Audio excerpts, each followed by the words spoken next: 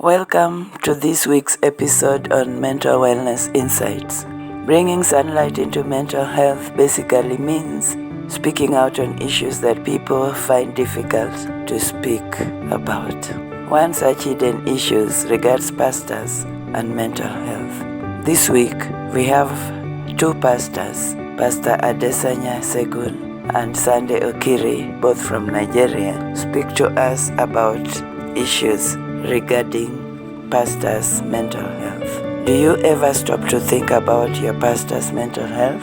Do you consider that pastors are human beings with needs just like any other human being? Please listen carefully into this, despite the network not being the best. Internalize and give your considered opinion regarding the issues raised therein. God bless. Today, our topic is on pastors' mental health, because we realize that pastors take care of the congregants' mental health.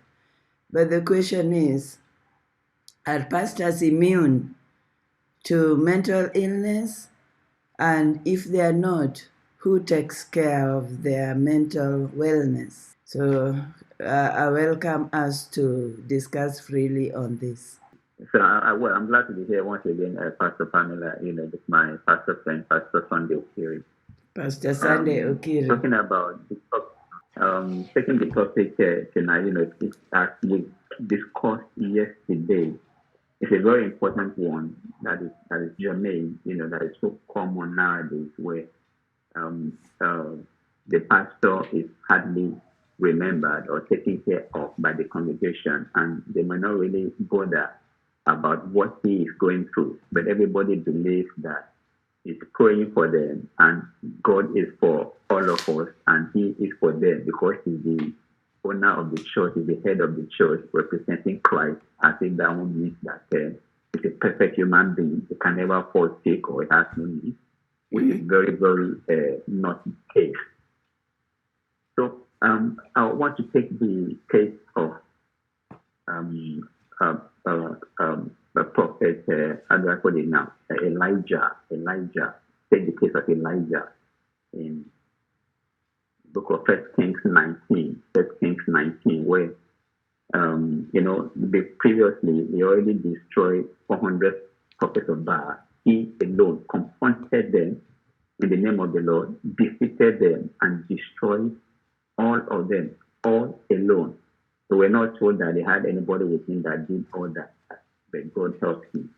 Now, in 1 Kings 19, a woman, can I say ordinary woman? Sorry, yes, yes, we understand. A woman. Yeah.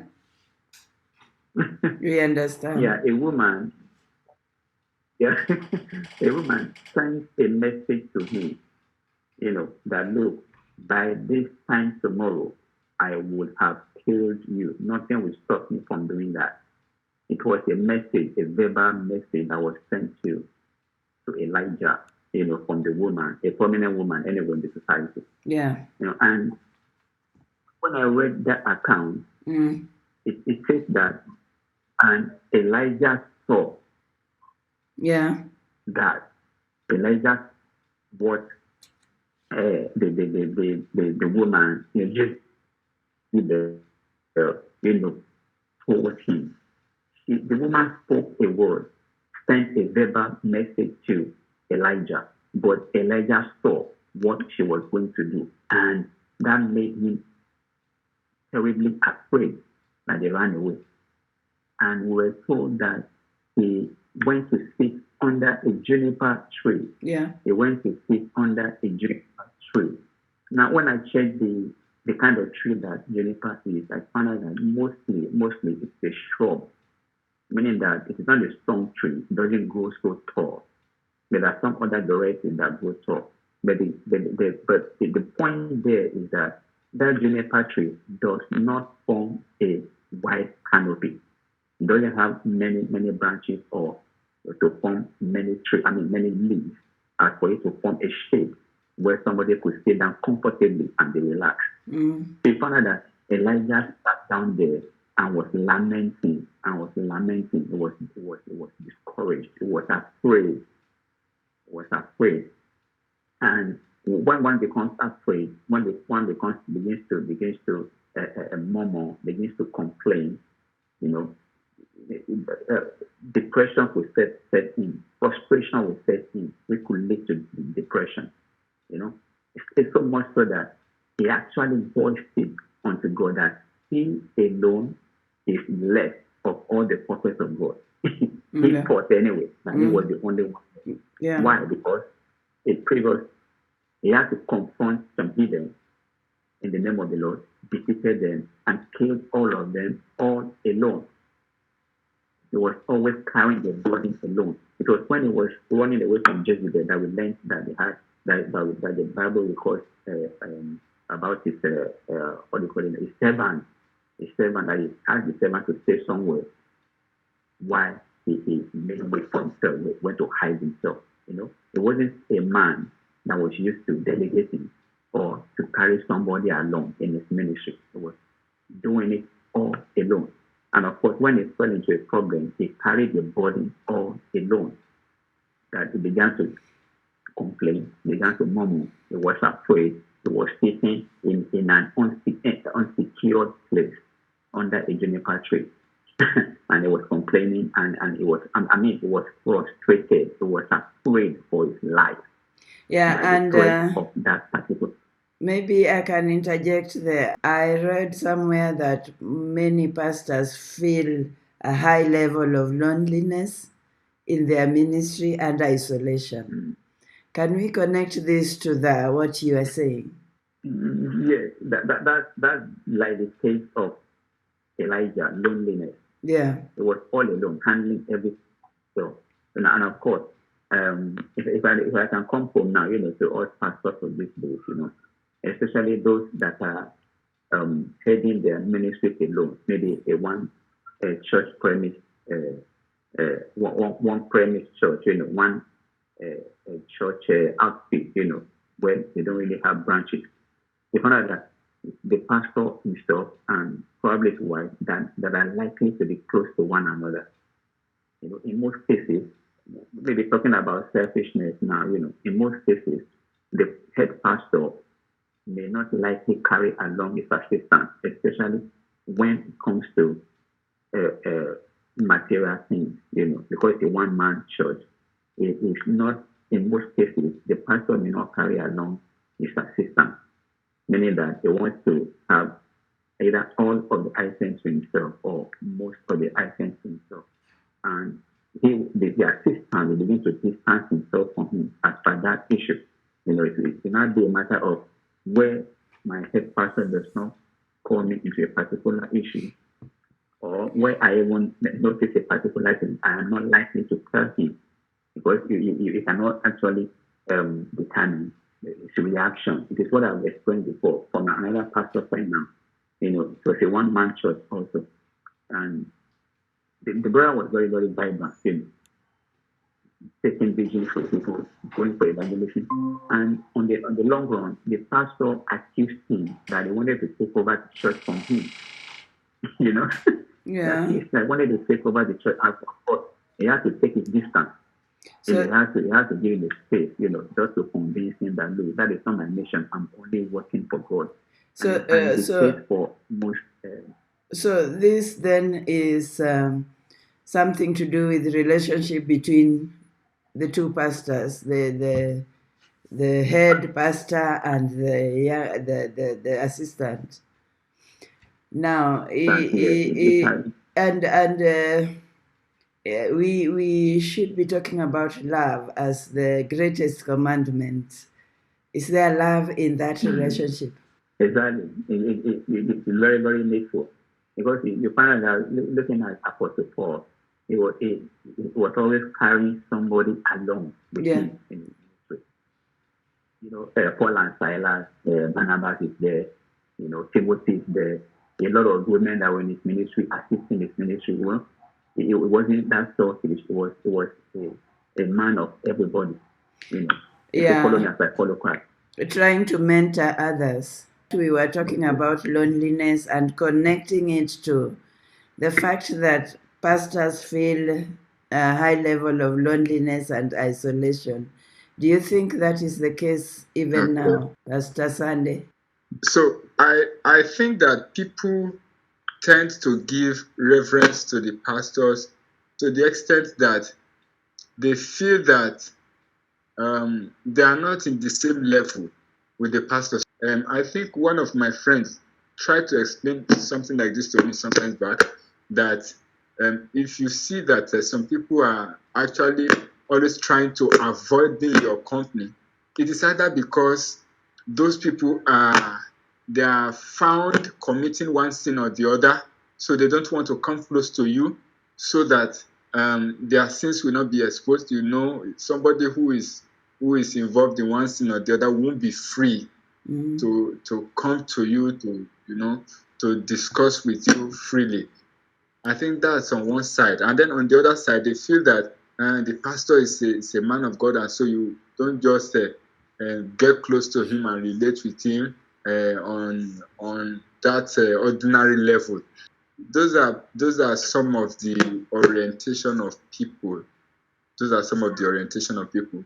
But I also think that if God has positioned destiny helpers that will help pastors in one way or the other, I believe that they will definitely do their job. I believe sincerely that being a pastor, the devil is always after us, and to ways that the devil can fight the pastor, including trying to, make the pastor to be isolated by people.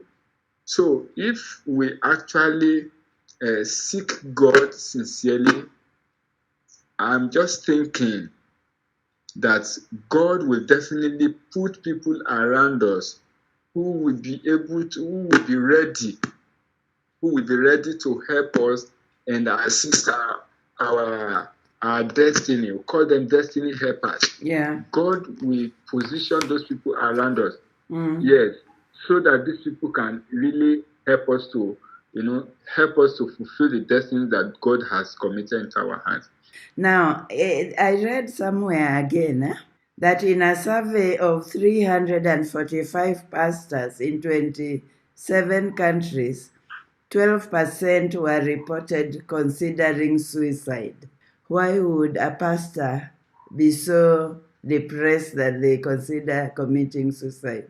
I appreciate my brother's submission. It's very, very correct. But when I begin to look at ministerial work, like in our own client here, like I keep saying, it's like even in Africa, not just West Africa or Nigeria, Yeah. in Africa itself, Yeah. the pastor is ever carrying the burden of the church. The pastor is ever carrying the burden of the church. Again, you find out that in some cases, the pastor's wife also believe that he must be praying every time, he must be fasting every time. And again, if you look at the caucus or at the congregation or at the meeting of pastors, the coming together of pastors, you find out that pastors hardly crack jokes.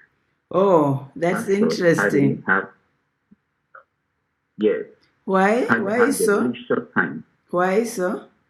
Pastors, it's more like we are heavenly minded. We are going to heaven. So cracking jokes is pastors, yes, pastors do not go for holiday. Pastors, in some cases, along with their wife, believe that they must be praying every time, they must be fasting every time, which order is not correct. Yeah. I already established that pastors are human beings. It's just that we must make a balance where the flesh will not surpass the desires or the command of the spirit. What God desires of us, that is the balance. But you find out that in our plans, that is what is obtaining. And the person has to carry all the burden to the extent that he becomes lonely. He doesn't have anybody to share his burdens with. Just like the case of Elijah said, God, I am ready to die. He doesn't have the mentor his servant is there who he could have related with. He already asked him to go and stay somewhere else, and all he could just think of is death because of fear, because of because of what he saw that was going to come against him. He couldn't just see God again. If only somebody had come to him to just encourage him, he might have taken. I mean, we see some strength. So it's only by the help of God that God reached out to him by his spirit and asked him to take some meals 2 times that strengthened him to go into the strength. It is not like that for every man, for every pastor this day. We need to learn to take a break. We need to learn to relate with our family socially. We need to come to learn to relax in our own way, in a godly manner, so that we can have a balance of the body and of the spirit. That's the baseline, so that we could be free from this pressure, of the ministry. I think we can do everything by ourselves. It cannot be done by us. We need destiny help us, as my brother shared with us. Now, in the church hierarchy, and I'm just talking generally, is there any institution that looks after the pastor's mental health? Maybe a higher institution in the church hierarchy. Who are you supposed to go to when you feel you are losing it? It's a critical matter. It's critical to the extent that in Redeem, it looks as if everybody is to himself. It looks as if everybody is to himself, and then even the senior pastors, they are only trying as much as possible to meet obligations given to them by higher authorities. So I don't really see that pastoral ministry of care and support in them. I don't really see it. I don't know. I'm just speaking from my own experience. I don't know if Pastor Adesuny has that same orientation about what I'm saying. But above all, I also feel that it's a personal thing. There are some senior pastors as well who, even though they are in the ministry, they still have the ministry of care for people underneath them, or people below them.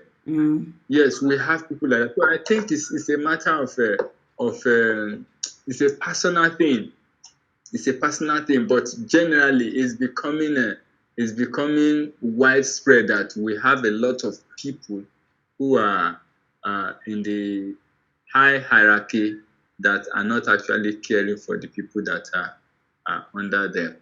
Okay, you talk about personal. I also want to talk about personal to the actual pastor, because a pastor is one who is always walking along people who are probably bereaved, facing challenges, facing depression. So the pastor should be able also to take care of himself. Because if you keep company of people who are in that state, you are likely also to fall a victim. Do pastors think about that, or to take care of their mental health? Yeah, well, my brother said there that it's more of a personal thing. Yes. Okay, it's more of a personal. Even though there's a lot of demand on pastors, I'm sure that it is not possible that when a pastor will ask for a break, a leave, for 1 or 2 weeks or 3 weeks, it will be denied.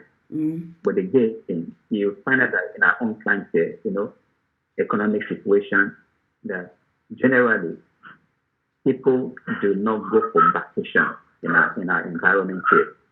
People do not go for vacation. Where you say, generally speaking, where you say, okay, this summer I'm going to Europe. That summer I'm going to South Africa. People Yeah. do not really do that. Apart from that, there's only stopping anyone from taking vacation. Go to your village and have some good time to yourself. Relax and refresh yourself.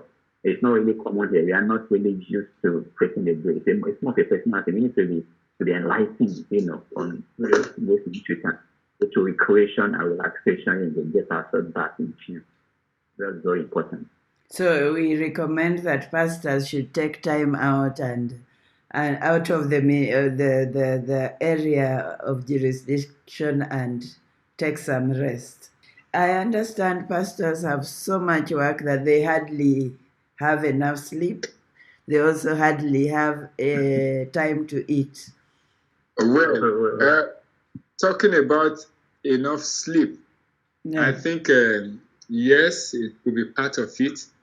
Could be part of the stress of the pastor when you have so much to attend to. And of course, the pastor also needs to be effective in prayers. So all of these things make the work of the pastor to be tedious. I don't think that normally the duty of a pastor will allow him to have some deep sleep or sound sleep. Let me put it like that. Yeah. Because it's the work of the pastor to be prayerful. So you can't, there's no way you will be prayerful and you want to also have some deep sleep. So that's what I feel. Yeah, but we need enough sleep also for our well-being, despite the fact that we have Yes. to pray. Yes. Yes. Yeah, and But at the same time, I sorry to cut in. no, it's At okay. the same time, I think it's of two things. One can be a full-time pastor, that is, you have no other job than doing the work of the ministry, and then you can also be doing other jobs, and that's what people call a part-timer. Okay, you have your own personal job that you do to earn a living while you still take up the role of the pastor. So I feel that these two are different. The one who is fully into the ministry will have enough time to concentrate on the work of job of the pastor, and also be able to have at least some rest for himself, because nobody is controlling his time. But you have other jobs you are doing to make a living, you will definitely have some struggles trying to create time for yourself. You need to create time for the church, for the members, and other things, for your family, and then, of course, for your job. So I think it is more difficult for one who is operating on a part-time basis than the person who is fully into the job of a pastor, having no other job. Yeah, true. And talking about that financial stress, I understand a lot of pastors depend on the giving of the congregation, and sometimes there are pastors who are in areas where they hardly have enough money and they have to struggle financially. Can we comment on that too? Yeah, that's true. I think that's one of the major struggles of several pastors in this our own part of the world. You hardly have enough, at least first of all, to take care of yourself and your entire family. Okay, Yeah. a pastor needs enough funds to take care of himself and his entire family, and then before us to being able to take care of the church, because the church also requires a lot of finance for you to keep it going. When there is no funds in the church, you see that there's a lot of restriction. There is just little that you can do without money. Somebody has said, a popular pastor said, no matter what, he said, God said he's going to shake the heavens and the earth. It requires money for one to be able to shake the heavens and the earth. So without money in the ministry, it will actually be difficult for one to make serious headway. So money is really needed, and the pastor is restricted because, even when you have it, but I believe there's nothing God cannot do. There's nothing God cannot do. It has been proven that when God calls you, He also makes provisions available for you. So, but between thus says the Lord and the actual fulfillment of that prophecy, there is a time lag, and we don't actually know what could happen in between. Lots of struggles could happen in between, including financial constraints, and you just have to depend on God for provisions and all of that. And when you don't have people around you who are willing to help, some may even have the money, but they're not ready to support. So it could be a problem, a serious problem to the pastor. Because I believe when the issue of money is said to, some people will tell you, don't talk about money. Your willingness to do the work is what is most important. But when you are willing to do the work and you have put in several efforts, you have labored at the back, there is no money. You actually see that you need money to be able to push a lot of things, even to expand your congregation. You will need to be able to attend to some people's financial needs, material needs. And if the pastor doesn't have the money, how do you do that?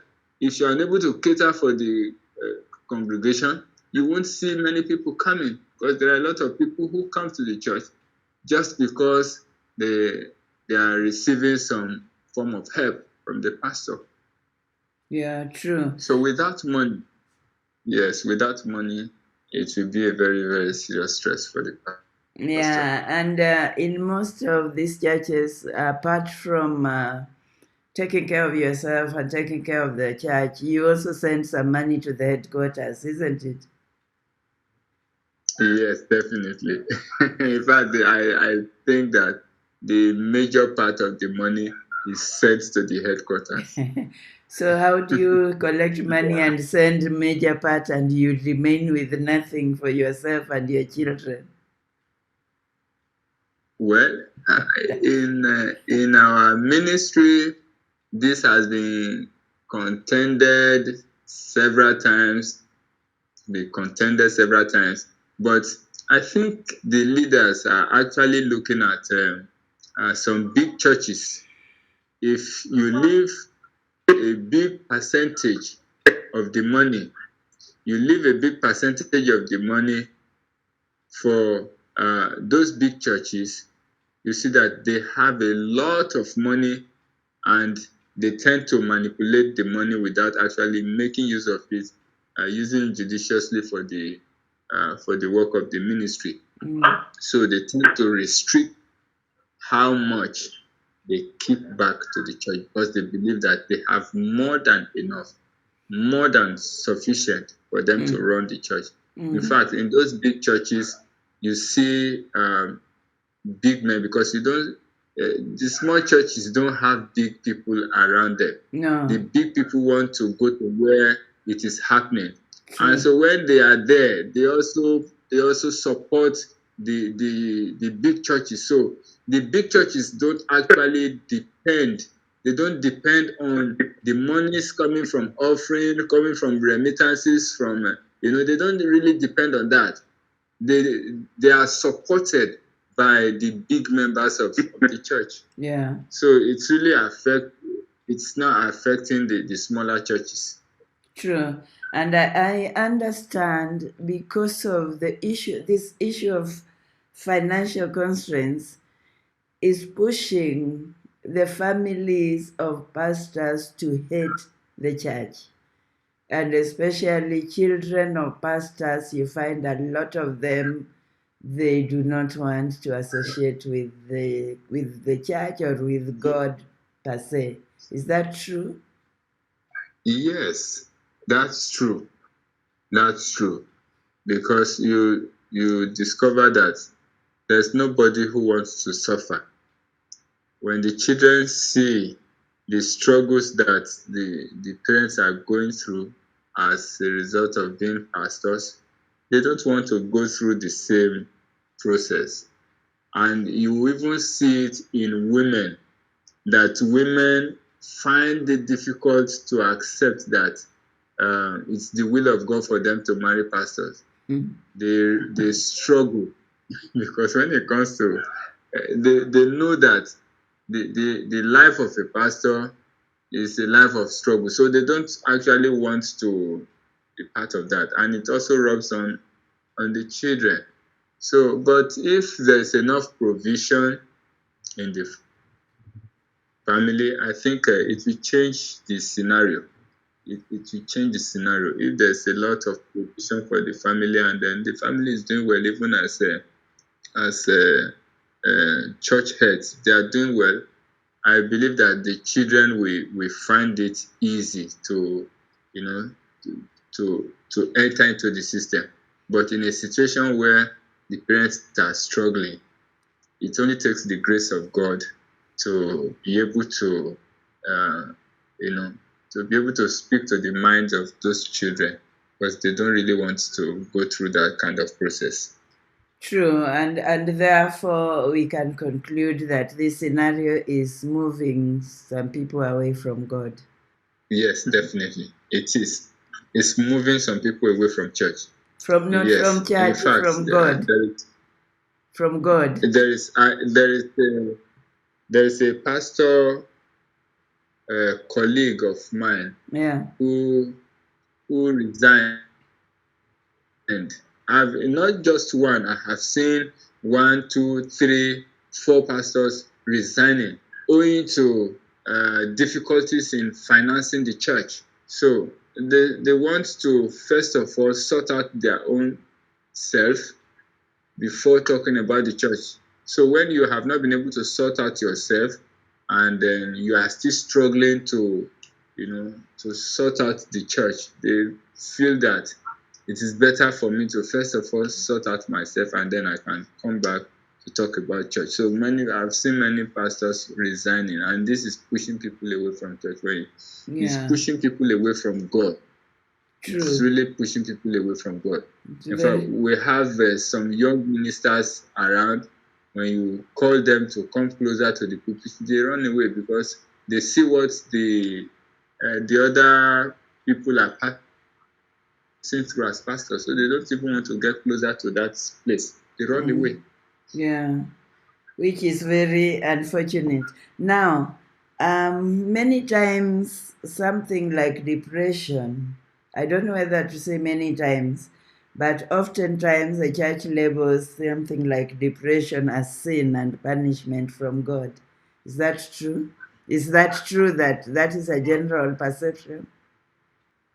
Oh, well, I don't think that there's any sane human being who is passing through challenges that will not admit that they are passing through such. They have to admit they are passing through such, you know. So the what I see there is that there are certain people who have different beliefs. Mm. There are there are people who have different beliefs. Some people believe that they don't need to use drugs. So if you are sick or you are depressed, you have to definitely look for how to be sorted out, how to be healed. So I don't think it's a sin. I don't think it's a sin for And if somebody is passing through any challenge, you have to come out. Otherwise, you may not receive help. You have to come out and speak out. If there are people who can help, then you run to them for help. I believe this conversation serves as a wake-up call to all of us. Take care of your spiritual leaders' mental health as much as you can. Hebrews 13 verse 17 says, "Obey your leaders and submit to them, since they keep watch over your souls as those who will give an account, so that they can do this with joy and not with grief, for that would be unprofitable for you." Please offer your comments on the comment section. Remember to subscribe, like, share, and click on the notification bell. Watch out for next week's episode. Blessings.